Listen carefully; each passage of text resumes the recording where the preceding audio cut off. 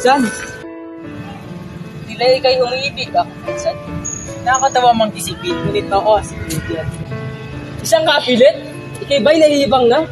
Ngunit aking pinsan, mahal ko na siya at sabik na akong makita siya muli. Tila'y wala na akong magagawa sa iyong desisyon, pinsan. Ngunit, may isa akong balita. Ano yun? May malaking kasayahan sa bahay ng mga kapilit. Talaga ba? Kailan? Oo, mamayang hapon. Tara na, Tara maganda.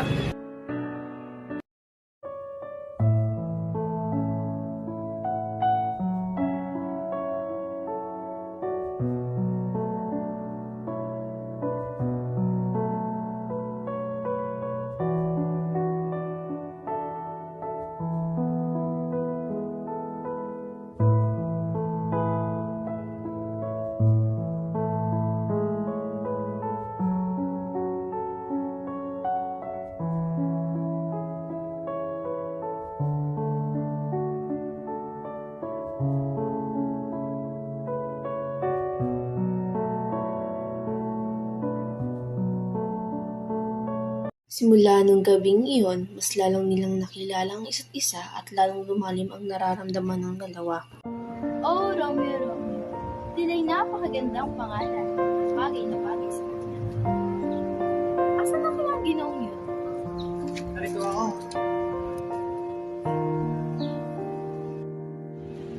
Nilakay kita. Unang beses pa lamang kitang nakita sa iyong mga mata. Ako'y nabilang kita. Gagawin ko ang lahat-lahat kahit hindi ka matipila kung masahin ka lamang ang aking sila. Totoo ba yun, aking mahal? Ako rin. Sabihin mo lang na mahal mo ako at ipag-alaga kita. Hanggang sa pagiging ako. Juliet! Juliet! Umayos ka dito, baka mawali ka pa nila dito.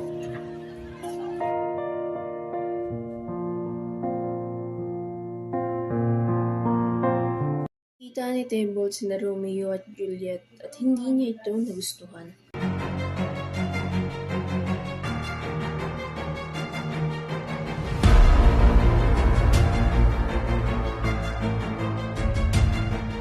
Tuluyan na nilang napaslang si Romeo. Habang tumatakbo si Juliet pareho sa kanyang angkan, bumungad sa kanya ang nakahundusay na si Romeo. Romeo! Hindi ko kaya mawala ka. Kita na lang tayo sa kabilang buhay.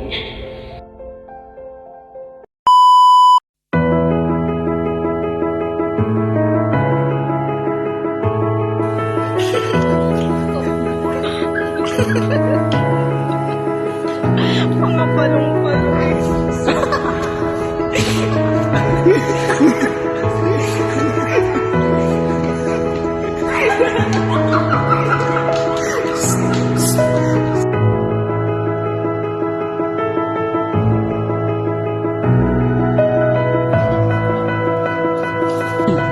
Tapakan mo yung tae.